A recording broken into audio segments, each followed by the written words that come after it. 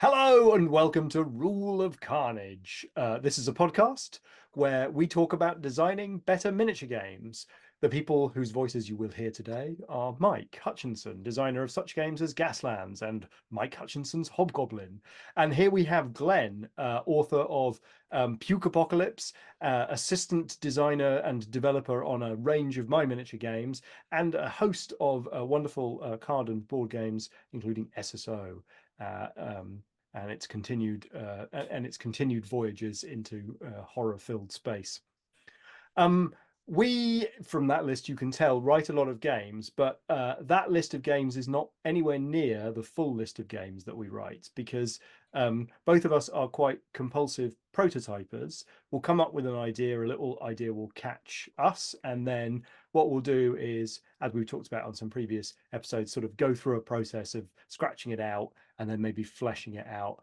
But quite often getting to a point where we're pushing some miniatures around on the table and maybe making some notes and maybe even writing a couple of page of scrappy rules for it. For one reason or another, I've been doing that a lot over the last 8 weeks. And because of my change from sort of part-time side hustle game designer into full-time games designer, I'm beset with this sense that maybe these prototypes could each one of them become a game in their own right, and that could be the next thing that I publish, and blah blah blah blah blah. But of course, there's absolutely dozens of these ideas, and I don't have time to publish them all.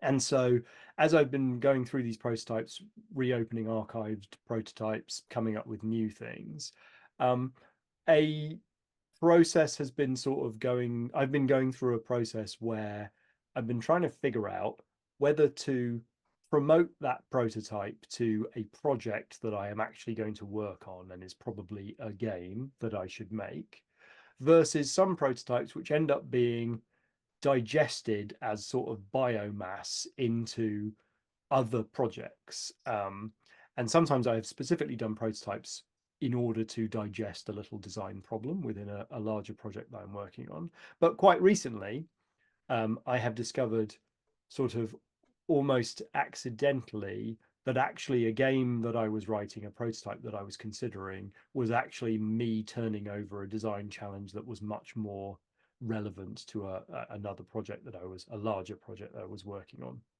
So I guess I want to talk about that, partly because as this podcast is often a chance for us to sort of introspect on our own processes, I think I have been poorer than I would like over the last couple of years in recognizing the difference between digestible biomass and potential next project. And so I guess I wanted to figure out how we go about identifying those things and kind of what the difference in approach to some of those is.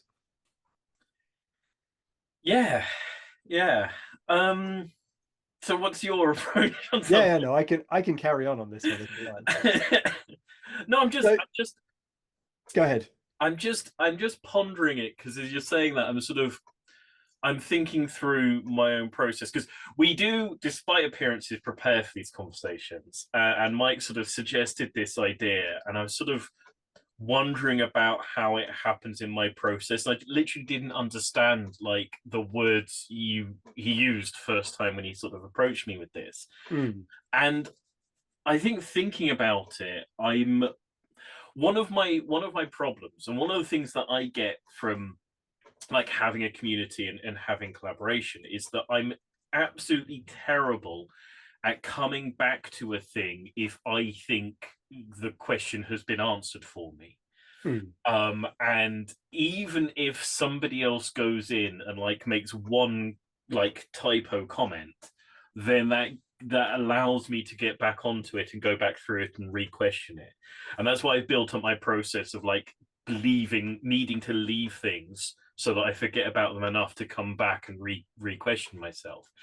And the truth of the matter is, for me, is that I'm quite bad at like writing a thing, not being able to figure out certain answers, and then just putting it on the stack rather than like sort of running it through and deciding what to do with it, mm. and then quite often coming back to them and just being like, I don't know what I was thinking here, and then stripping it for parts. And I think possibly for me it's more of a sort of like it's not a prototype that gets like, or a small thing that gets redigested. That's not something I've ever like found the capacity to do. It's something I thought was going to be a full game, and maybe it's part of the same process, but then it's But I going mean, back to I them guess going, I want to know what broken down for parts means in this case, because I think that might be where the similarity is. I mean, generally, it's a process of like, first of all, what was the thing that made me start writing this in the first place? Yep. And if it's still there and it makes sense, okay, let's try and track back to the last time I liked it and try and figure out what it's actually saying or what it's sort of trying to be. Is there a Hmm. different setting that works better? Does it need a new sort of setting of mechanics around it? And quite often it's like, oh, it's just not there, and I have no idea what it was that ever motivated me in the first place. There seems to be nothing in here anymore. But that sort of mechanic was good and said a thing that can be pulled out and put back into the notebook to find a home at a later date, and that one can. That one's just standard sort of, that's just a normal movement phase. I don't need to renote that down. I've written that 50 times already, but that thing with the dice is actually quite neat. That needs, I'll write that down or note down the elements of it until like anything that is remains useful or interesting gets rewritten out again and hopefully sits there and finds its way into another design is sort of the process for that, which I assume is sort of what you do. I do find it interesting because before you have said that you've like built entire little mini games to answer like when you did it for the ABS campaign system, particularly there was that sort of solo spaceship game that you sort of created for that. I do find that I find that interesting because Well, that's because not I something think that that literally ever occurred to me. this is what's fascinating to me is that there is both. It's both absolutely true that there is a deep interlock between theme or subject matter and mechanics, and that alchemy comes from both of those things knotting together. But it's equally true that quite often mechanically similar but thematically distant games are basically the same. And so what I've been discovering is that quite often, um, when I am well, so let me give a couple of recent examples to try and bring to life what I'm trying to communicate here. So I have a habit of like playing video games or watching movies or reading books and getting an idea in my head of like, oh, that's a cool feeling, like that's a cool sensation or a cool action scene or something, and I want to be able to replicate that with miniatures because that's what I love. Um, and I will take something like, so very recently I've been playing this video game Lethal Company with my brothers, and Lethal Company is uh, a kind of roguelike looting scavenging game where you there's four of you and you or three of you or whatever, and you land on a randomly generated planet and you search for randomly generated loot, and you sometimes get instantly killed by randomly generated monsters. And I was like, oh, cool. Like, let me have a go at that. And one of the things that's fun is that you don't have any weapons. And so the monsters are absolutely deadly.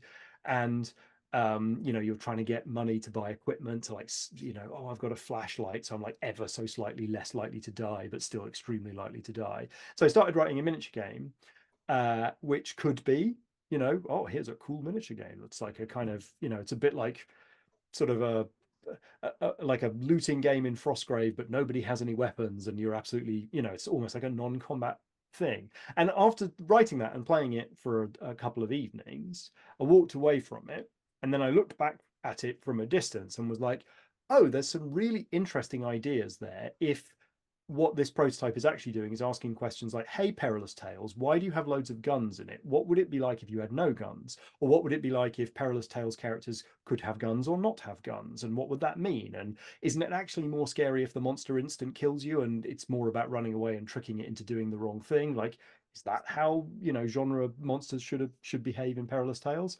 And that's happened to me multiple times where I've got excited about a mechanical alchemy, and then by chopping the theme off and going, wait a minute, doesn't this fit onto one of the other themes of games I've already got?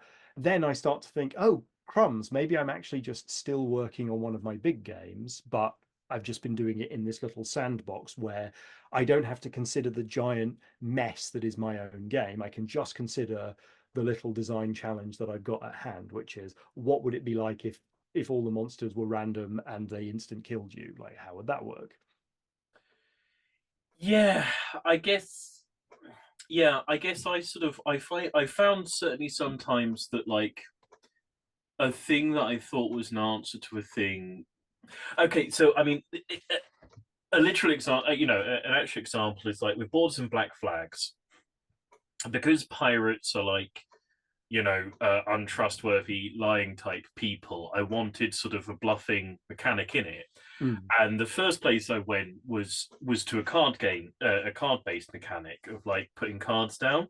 mm, Um, but weirdly, it felt like cards had like too much affordance for the the resolution system of the game. It wanted the actual resolution of dice roll of like actions to be much punchy and simpler, and wanted to be like a d6 with basically could be almost a coin flip by and large.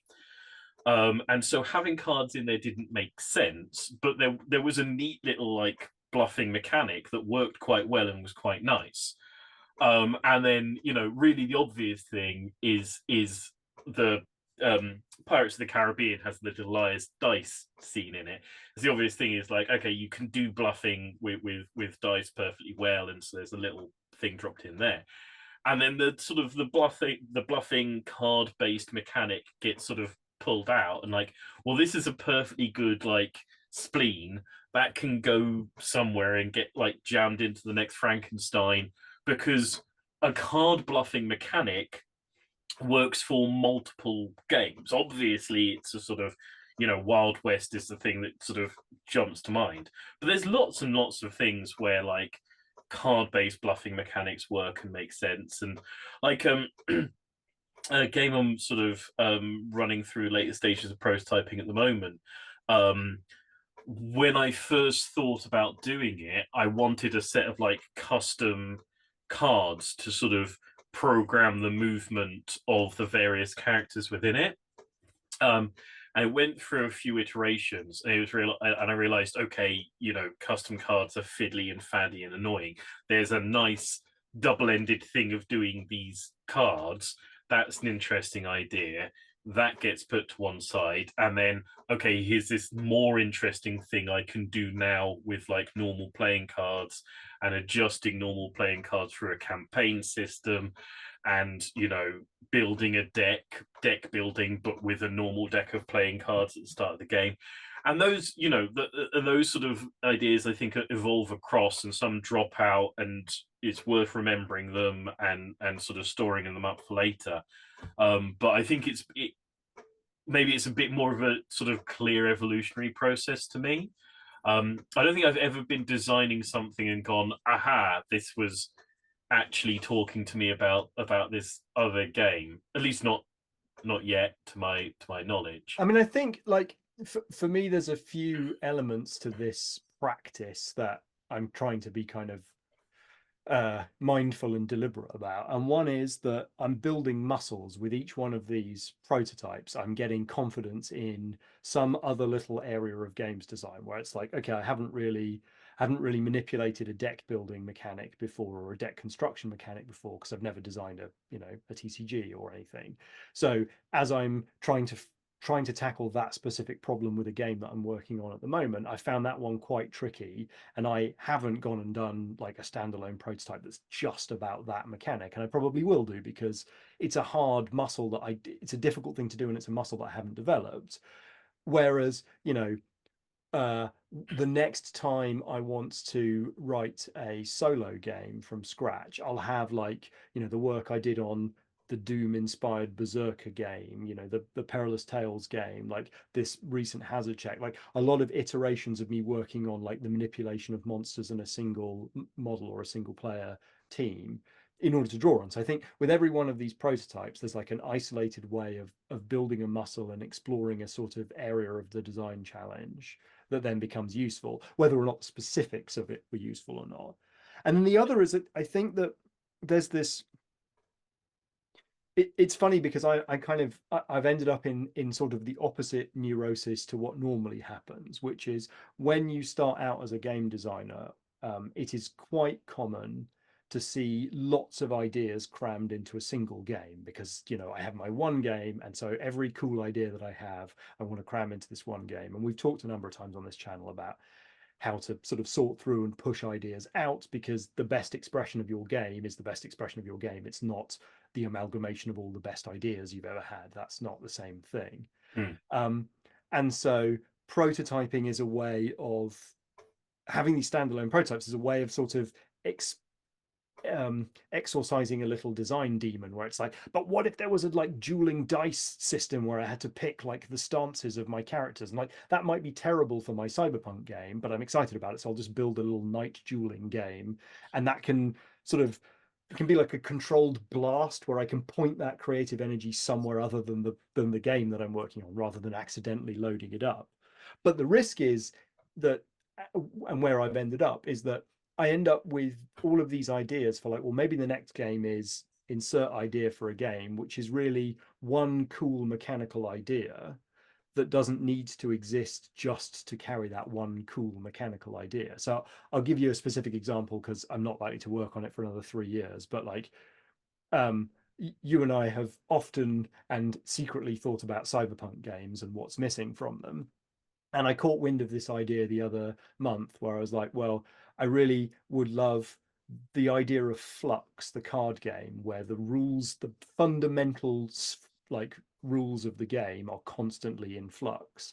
And I thought that, well, if you were sort of fighting in made up cyberspace, and this would be more like a Netrunner game than a cyberpunk game, um, wouldn't it be fun if like digital space is constantly being rewritten by the actions of the hackers that are participating in the battle? And so as we're sort of having a cool Neo gun battle, we're also rewriting reality with a sort of flux card based mechanic. And that's cool, but it's also like, it's only one idea, and then I'd have to write an entire miniature game around it. But actually, if I've already got a miniature game with powerful magic in it, and then I insert that as a potential solution to, well, I wanted a sort of, I wanted a sort of uh, breaking through levels of reality using magic rather than using technology, then okay, now it's got a home, and I don't have to write another game. It's a potential sort of cartridge to slot into this sort of hole that was waiting for, like, I want to have, I've already got a game, I've got 80% of the game written, it's just missing the like reality crunching magic. Well, maybe this is the answer. And so I think for me, it's being mindful of this tension between, I'm well versed in not cramming all of my ideas into one game, but I may have gone too far in the other direction, and I may be holding back ideas that would be good for one game because I'm trying to be, because it's like, well, that's my cyberpunk game idea. I don't want to futz with that. I don't want to waste that on this other game that I'm already working on. Yeah, and I guess I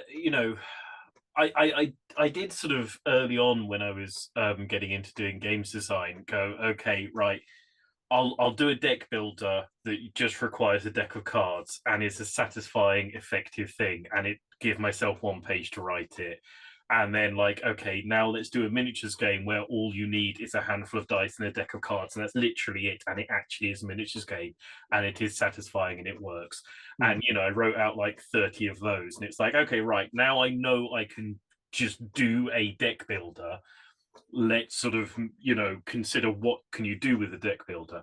And I think it's one of the things that you know I see to a certain degree from like very very early first time designers, where the question that they are trying to answer is, can I write a skirmish game? Just can I write a skirmish game that doesn't instantly fall to pieces?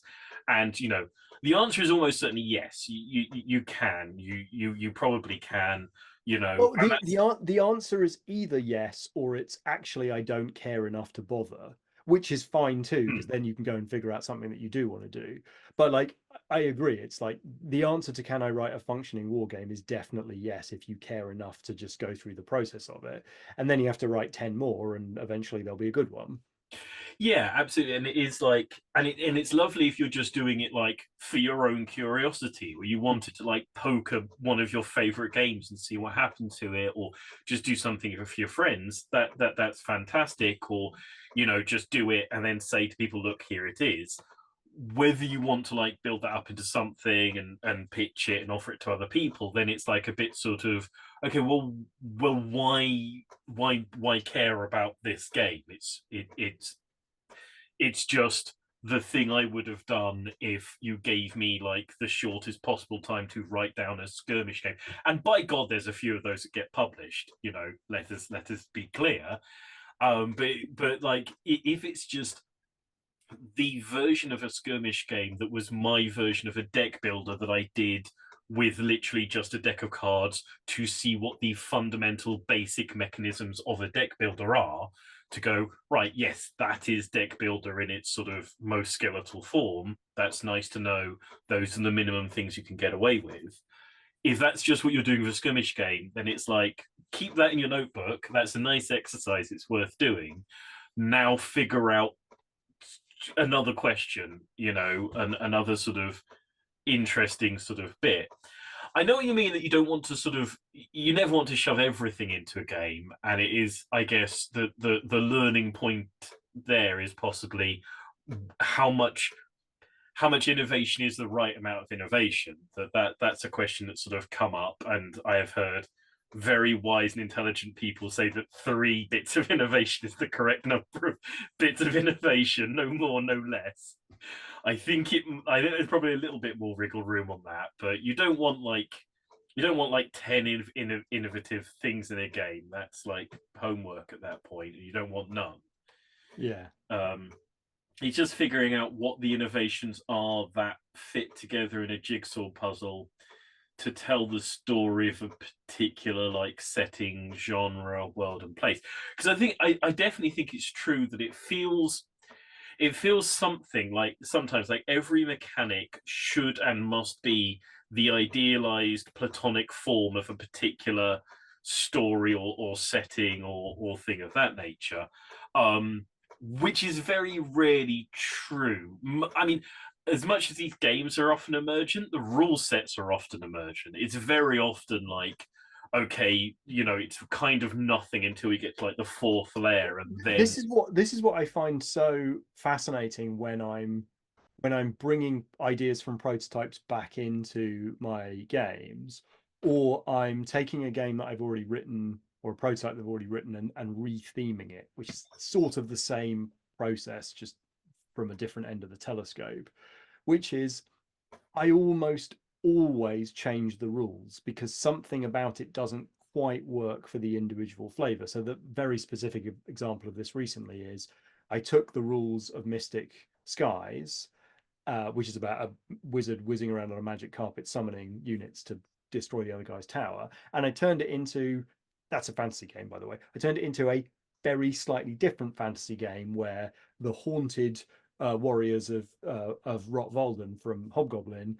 are summoning units and attacking each other's towers, but they're not magic carpet wizards, and also the whole thing is just ever so slightly different in my brain, and so I wanted to change rules because the alchemy wasn't quite right. It wasn't quite clicking with the way that the models were supposed to behave, or the way that the warbands were supposed to be built, or the way that the spells sort of were supposed to feel in the background. So I think that whilst I also don't think that every mechanic has its platonic ideal home. I do think, for me at least, like the alchemy, which is mechanics and flavor text and rule names coming together into your brain to summon up a sensation of a game, a game feel in your mouth, is absolutely unique in every situation. And even when I translate prototypes from one location to another, they always need some modification in order for them to feel that there's tissue acceptance. I mean, I guess what I often find is that if I'm working on a game and there's a mechanic that doesn't fit in that game quite the way I wanted it to, and it gets pulled out, there is like that's a two-way process, because as much as this mechanic didn't fit in that game, it's like, well, why didn't Yeah, it didn't by fit. not fitting, it tells you something about it. Yeah, because it didn't fit, that means it has its own identity of some kind. It's not like, okay, well, this mechanic was basically the beige version of doing shooting. It can't not fit. It's like soup. Right. Whereas if you're like, this literally doesn't fit, I have to pull this like spinal cord out, then it's like, well, then it must have its own identity. And you put it down over there, and it more often than it getting picked up and jammed into something else, you pick it up and you look at it and you go, well, okay, well, what will fit around you? Yeah. Why weren't you working? Why wouldn't you be art, you bastard? But what bits can I plug onto you? And very often the fact that it was being an ornery, little sod in the thing you were working on, Mm. says to you, well, okay, it's got something then. And I guess for me, it's like, if the main game has got something, because it's like, so often we've like come to each other with game ideas and things, and you playtest something, and at the end of it you just sort of go, is there something there? Because that's the question. It's always like, I don't know, is there something there? Is this worth bothering with? And it's like, yeah, that's worth bothering. And often people on the Discord put an idea up, and I try and just say, it's like, I don't know how to fix that, I don't know where it's going or what it is, but there's a thing there, and do it. That's worth doing. That's worth the effort. And if you pull out so many bits from a game that like the floppy skin sack that's left isn't worth having, and you chuck that out, but then hopefully you've got enough leftover bits to make a new monster from. I mean, I think the idea of like it, that process of having a mechanic, which to me feels like a sort of key. It's like an iron key, and I try and fit it in the lock that is my current game, and it doesn't fit, but that's because it fits somewhere else, and I just don't know if the thing if I have the lock. This is also like, because I spend a lot of time, I have a lot of game ideas that come from not from mechanical ideas. They come from, a visual image, or some kind of nebulous idea. And part of the experience and the muscle that I'm trying to build through endlessly prototyping is pattern matching between what some of these sensations feel like, and therefore getting more efficient and more quick at identifying what the set of sort of game ingredients that will add up to it. So that, as we were struggling to come up with an idea for like how we would play with our 80s chaos Warhammer miniatures, and then it started to occur to me like, hey, I've got, like, it needs to be multiplayer, it needs to feel chaotic, we want it to be quite kind of crunchy and video gamey and head to head, but it needs to be really accepting of all kinds of miniatures. I was like, I've got a thing that feels like that. It's not exactly the same, but I know how that feels, and so I know that that's going to be something. And it's similar with the sort of opposite of this is like me. I keep holding up X-wing miniatures and going, you and me can play some kind of Gaslands in space, pirates and privateers, gun running, looting and scooting. And I know how this feels. I just haven't had the time to sort of figure out what it is about, some of the things that I've learned, that you and I can have a conversation and we can play a fun game. But I think that part of this prototyping is also figuring out what locks look like so that you can just more quickly pull the right key out. Yeah, and as with everything, it's sort of, you get better as you go on, and it's always I enjoy seeing like people's first sort of versions and ideas of games, and it is funny getting to a point where it's like, there are so many things that I can just do in my sleep, for like writing a skirmish game and a movement system and a shooting system, and then figuring out the bits that you need more practice on. Yeah, I guess, yeah, the idea of like figuring out the phenomenology of your own creative process is certainly an interesting and worthwhile thing, I think, for people to do. Well, I think this gets filed under the philosophical, somewhat aimless conversations. But I think, like, if there is a point that I was trying to make here, at least from my perspective, it's I am I'm going to continue to write a lot of prototypes, and I'm going to focus on keeping those prototypes sort of small and contained to the ideas that are exciting about that prototype, and not sort of worry myself about trying to write an entire full game around it. Like you said, like take shortcuts where they're available. Like it just uses the shooting system that I normally use or whatever. But So, also to look at those prototypes and step back from them and say, what are you telling me about other games that I'm already working on? Where is a design question in its abstract transferable to another game that I'm working on? I think those are the two most important takeaways for me. so I mean, here is a question. Would you ever put out one of those like little teeny tiny prototypes that are always being bred to be slaughtered, like to the general public? Yes, I have done. So I put out Rotwalden on itch a couple of weeks ago, and I got this hazard check prototype, but like I haven't written it up in a coherent, like it can't be consumed by another human. It doesn't make any sense right now. Um, but it could. And I think that these things are, we played one of mine recently, The Floor is Lava, where like you sort of stepped away from the game going, well, I can see there's something there. It's total junk at the moment. It doesn't really work. I think it's fun the first two times you play it, but you didn't necessarily see the fun on the first play, and that's fine. But I think there is, potentially fun to be got out there. But I personally, I am planning to put those things out because they are just work, they are studies, etudes that I'm putting out there. So there's a good deal of splendid and like getting a behind the scenes look into Mike Hutchinson's creative process of things that might be coming up if people were to follow you on your Patreon, for example. That is Which, actually right. So the way that I've decided to do it is if you go through clicking the link in the description to patreon.com/Planet Smasher Games, basically anything that I put up on itch you get for free if you're a Patreon supporter. And I'm charging money for these prototypes because they take me work. Each one of these things will take me the better part of a week. They may be teaching me and adding value to something else that I'm doing, but in and of themselves, the point is that I want them to be coherent, playable things because that's how I playtest them. yeah, and And I so, actually, as of this recording, I've probably put up already a video of me sort of demoing Hazard Check and talking through the game and why it's got some of the things that it's got in and what I might be able to do with it. yeah. But I haven't put it up on itch yet because the rulebook is currently garbled. Well, I think that if people want a sort of practical exercise, follow along at home version of Rule of Carnage, they should go down and subscribe to your Patreon, the link of which is in the down below part. And, as these things come out, look at them. If these are things that you're learning from and you're figuring stuff out from, I assume that other people might find that they can learn from them as well and figure things out from them and push and pull them and pull them apart.